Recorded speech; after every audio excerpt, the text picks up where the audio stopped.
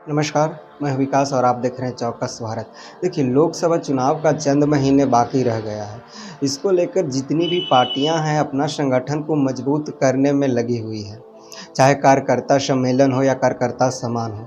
लगातार जिस तरह से हम आपको खबर पहले भी दिखाया और आज भी दिखा रहे हैं, चाहे बीजेपी हो, जदयू हो, आरजेडी हो, चाहे जितनी भी हम हो, अपनी पार्टी को, अपनी संगठन को कार्यकर्ता द्वारा मजबूत करने में लगा हुआ है। आज हम बात करेंगे उपेंद्र कुशवाहा के पार्टी आरएलजेडी की।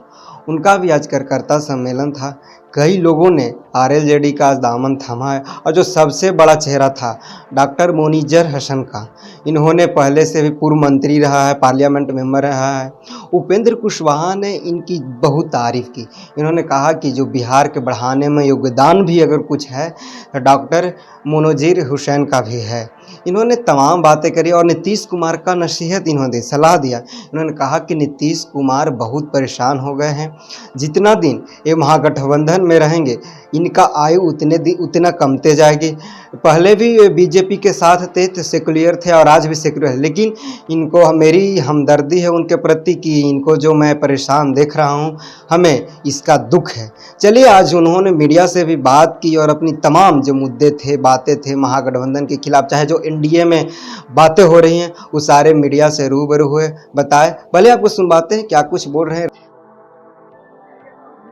राष्ट्रीय लोक जनता दल के राष्ट्रीय उपाध्यक्ष आदरणीय माननीय उपेंद्र कुशवाहा जी बनकर बैठे हुए जितेंद्र नाथ जी, रणविजय जी पूर्व विधायक भाई चंद्रभूषण कुशवाहा जी, राम रणविजय सिंह जी, अटल इमाम मलिक साहब,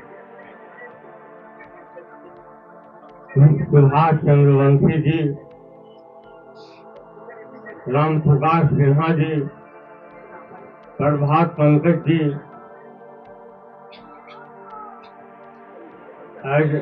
अजय कुशवाहा जी, बसंत चौधरी जी, आनंद गुप्ता जी, अशोक राम जी, हिमांशु पटेल साहब, उर्मिला पटेल जी, खुर्शीद आलम जी, बबन यादव जी और हमारे साथ आए हुए भाई इरशाद साहब, भाई ललन जी, भाई विनोद सिंह जी, भाई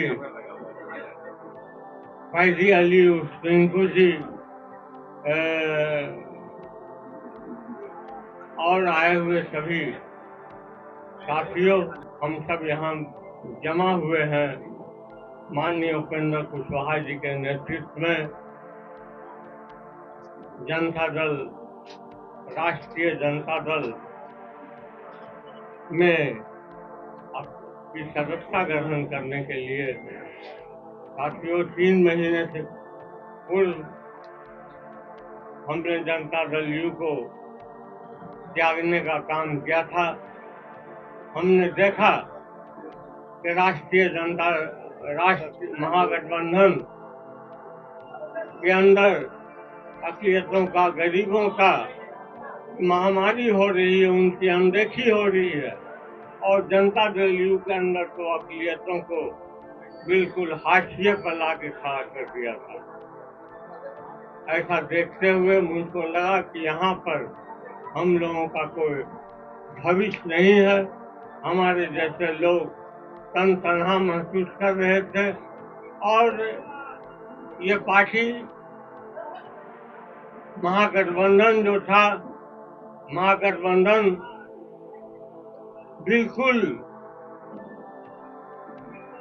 2005 के पहले वाली स्थिति में आ गया। जैसा कि माननीय हमारे उपेंद्र कुशवाहा जी ने कहा, हम लोग यहाँ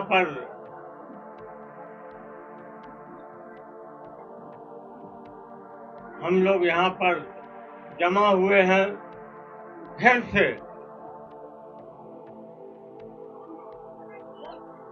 से एक नया बिहार बनाने के लिए माननीय उपेंद्र कुशवाहा जी को बिहार का नेतृत्व मिले, बिहार का मुख्यमंत्री बनाने के लिए। और आज गरीब तबका के लोग, दबे पीछे कुचले अकलियत, ये सारे लोग उपेंद्र कुशवाहा जी के साथ हैं। पहले तो ये कुशवाहा समीकरण को लेकर के चल रहे थे और गरीब तबका को लेकर के चल रहे थे।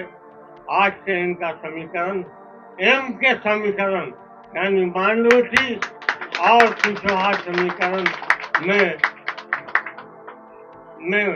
तब्दील हो रहा है। राष्ट्रीय जनता दल बहुत दिनों तक एम वाई समीकरण के नाम पर राजनीति करने का काम किया और बिहार की जनता को बेवकूफ बनाने का काम किया।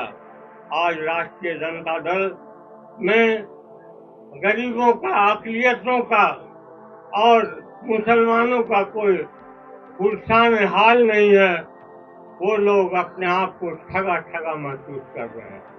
जनता दल यू के अंदर भी अकलियत ठगा ठगा महसूस कर रहे हैं। माननीय उपेंद्र कुशवाहा जी बिहार के अंदर एक सेकुलर चेहरा रखते हैं, एक सेकुलर ताकत की रहनुमाई करते हैं। हम समझते हैं कि हम सब मिल करके एक ऐसा समीकरण बनाएंगे जिससे बिहार के अंदर एक नया आयाम मिले, नए विश्वास के साथ बिहार आगे बढ़े और बिहार का नेतृत्व माननीय उपेंद्र कुशवाहा जी के हाथों में हम लोग सौंपने का काम करेंगे। ऐसा हमारा विश्वास और हमारा ये है। बिहार के अंदर आज जो स्थिति है, उस स्थिति से निकालने के लिए इसके अलावा कोई दूसरा रास्ता नहीं है, कोई चारा नहीं है। इसलिए साथियों, हम तो अकेले चले थे जानिबे मंदिर, मगर लोग आते गए और कारवां बनता गया। हम अकेले जरूर चले हैं, लेकिन हमारा कारवां बड़ा लंबा चौड़ा बनेगा। जब हमने जनता दल यू ज्वाइन किया था तो लोगों ने मुंगेर के अंदर, भागलपुर के अंदर, बेगूसराय के अंदर लोग पार्टी को जानता नहीं था। बोलता था कौन पार्टी में जा रहे हैं, कहाँ जा रहे हैं। हमने कहा कि ठहरो, हम उस वक्त भी यही बात कहा था कि हम आगे बढ़ेंगे, लोग का नया कारवां बनेगा, नया बिहार बनेगा। हम अपनी बातों को यहीं पर विराम देते हुए एक नई बिहार की परिकल्पना। साहब, आप यहाँ आरएलजेडी में आए हैं, आप डायरेक्ट बीजेपी में क्यों नहीं? हम ये रास्ता दूसरा है। अच्छा, हम अपनी बात समाप्त कर लेते हैं, उसके बाद आप सवाल कीजिएगा। इन्हीं शब्दों के साथ हम अपनी बातों को समाप्त करते हैं। अब पत्रकार जो सवाल करेंगे उनका हम जवाब देंगे। अब थोड़ी चर्चा करेंगे, थोड़ी बात करेंगे आपसे। देखिए, अभी आप सब लोगों के सामने डॉक्टर मुनाजिर हसन साहब, जो कोई परिचय के मोहताज नहीं है,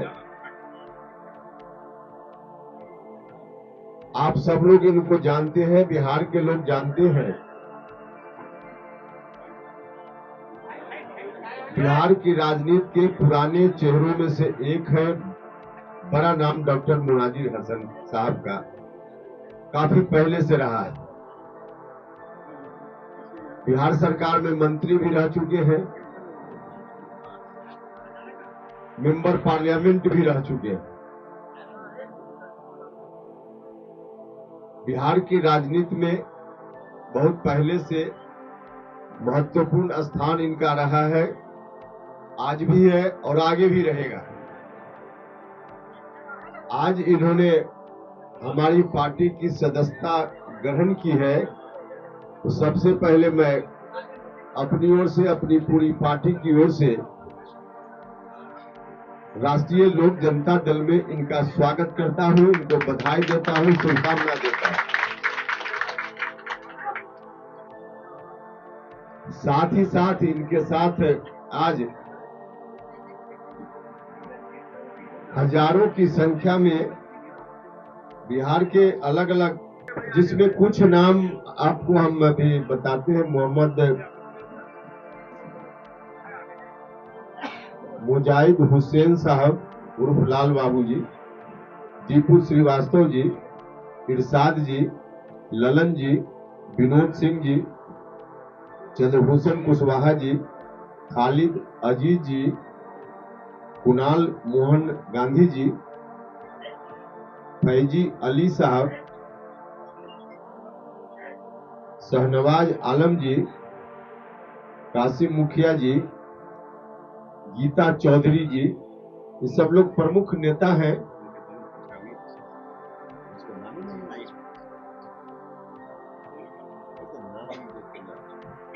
बाकी हजारों की संख्या में बिहार के अलग अलग हिस्सा से इनके साथ आज राष्ट्रीय लोक जनता दल की सदस्यता ग्रहण करने वाले साथी हैं जो उपस्थित हैं आपके सामने।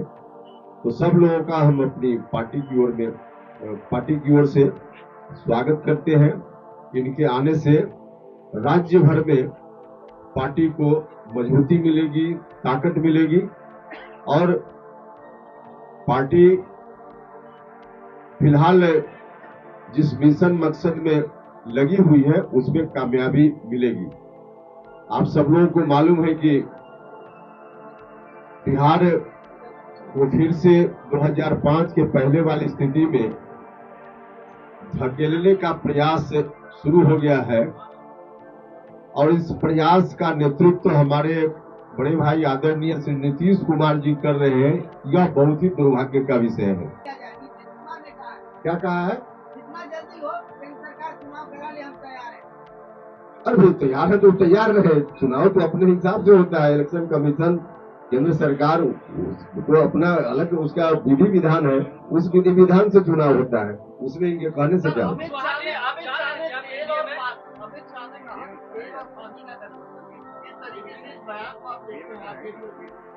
देखिए, बिल्कुल ठीक कहा है अमित शाह जी। नीतीश जी आज कितना दबाव में वहां है।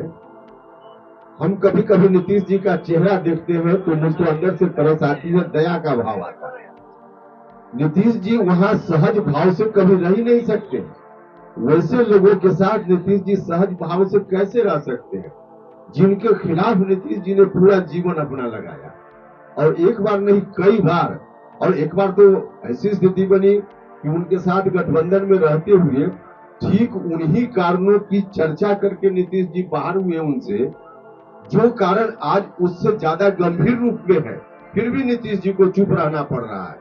भ्रष्टाचार का इशू उस वक्त 2017 में नीतीश जी ने क्या कहा था?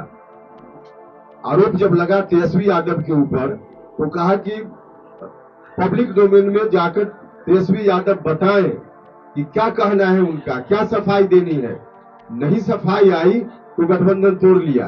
आज उससे ज्यादा गंभीर आरोप भ्रष्टाचार का लगा है और इस परिस्थिति में नीतीश जी चुप है। चुप ही नहीं है, उनको विवश होकर यहाँ तक बोलना पड़ रहा है कि बेचारे लालू जी को फंसाया जा रहा है। नीतीश जी अंदर से यह बात अब किस मजबूरी में बोल रहे हैं, राजनीतिक महत्वाकांक्षा के कारण बोल रहे हैं, लेकिन है बहुत असहज स्थिति उनकी। इसलिए अमित शाह जी ने अगर कहा कि तेल और पानी जैसा संबंध, तो बिल्कुल ठीक कहा।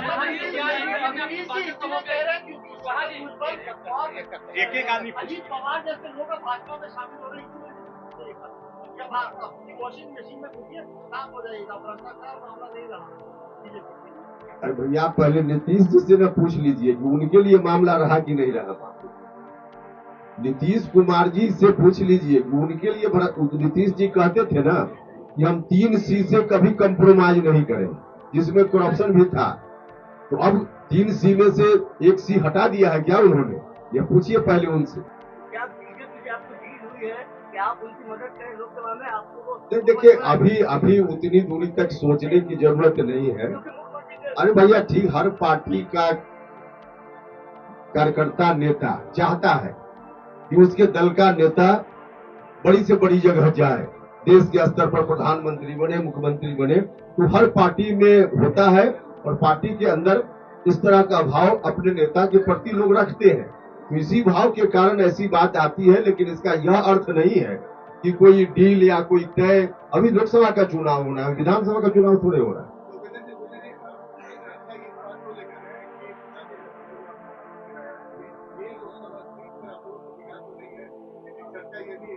देखिए, निगाह की बात जहां तक है तो 40 लोकसभा क्षेत्र पर हम लोगों की निगाह है। एनडीए को 40 में 40 जिताना है ना, सिर्फ मुंगेर क्यों आप नाम ले रहे हैं?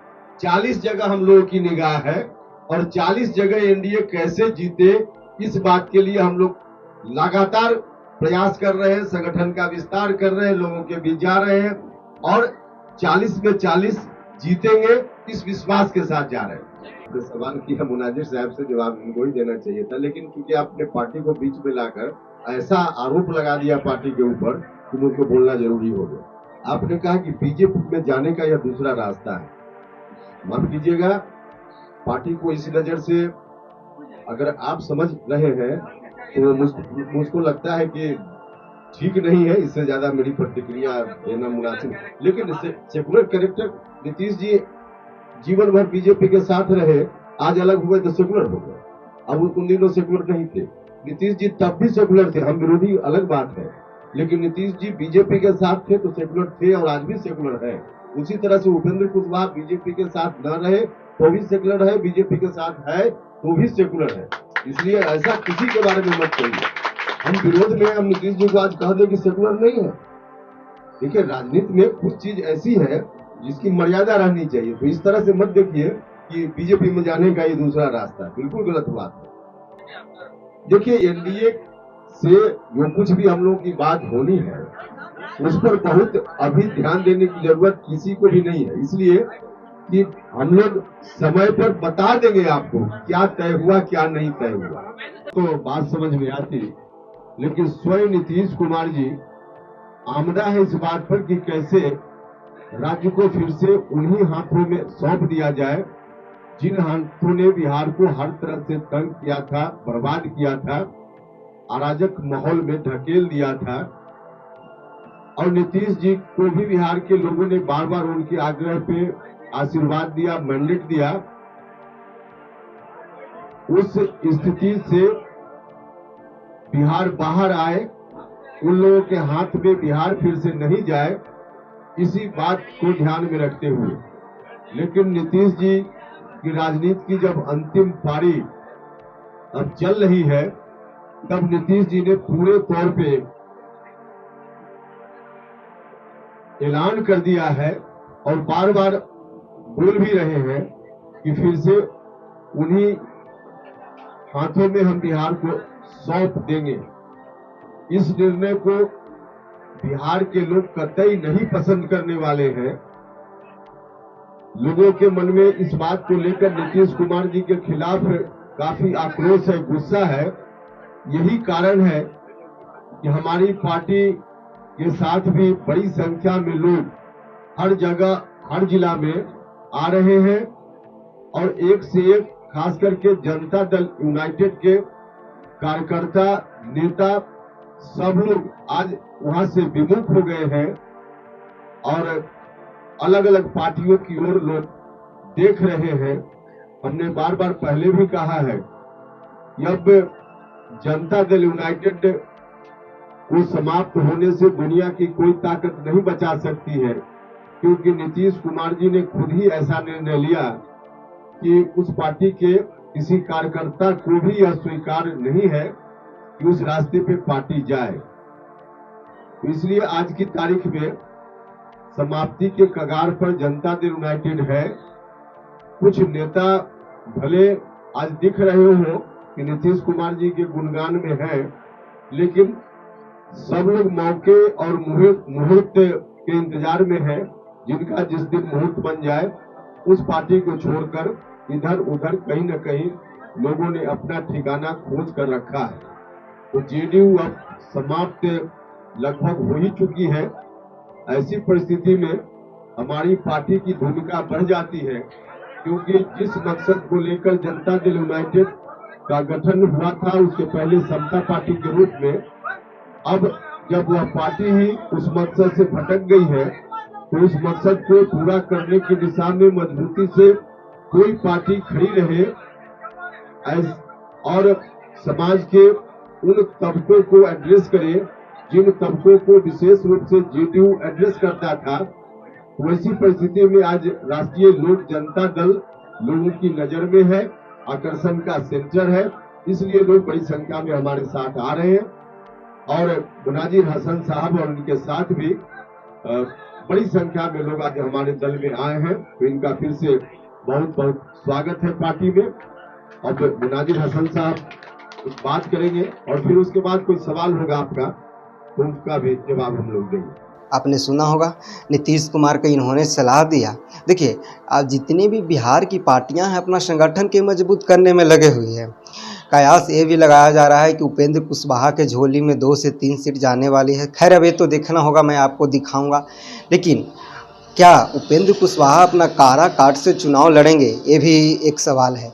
लेकिन जिस तरह से अपनी पार्टी को मजबूत करने में लगे हुए, आज कार्यकर्ता सम्मेलन था, कई लोगों ने दामन थमा, लेकिन जैसे ही मुनजीर हुसैन ने आरजेडी का दामन थामा, उन्होंने कहा कि कुशवाहा और मुसलमान मिलकर इस पार्टी को, संगठन को आगे बढ़ाएंगे और बिहार में मजबूती से चुनाव लड़ेंगे और उपेंद्र कुशवाहा को सीएम तक बोला कि सीएम का चेहरा इनको बनाएंगे और सीएम भी बनवाएंगे।